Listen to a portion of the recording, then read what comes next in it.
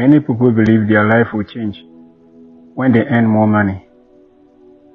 They believe a higher salary is the solution to all their problems. But history proves something different. There are people who earn little and build stability, and there are people who earn much and remain stressed and broke. Money does not fix mindset. Money exposes mindset. If you don't know how to manage small money, big money will not save you. In many African homes, income increases, but expenses increase faster. No structure, no plan, no discipline. That is why more money often brings more pressure, not freedom.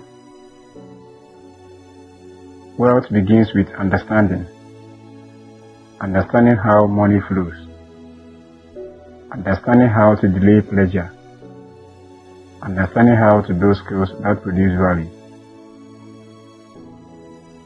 Money is a tool. If you don't control it, it controls you. This channel is not about shortcuts.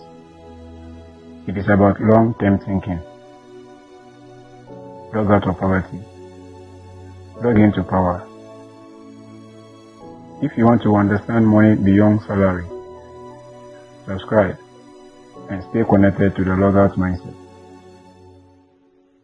We grow with clarity, discipline, and patience. See you in the next video.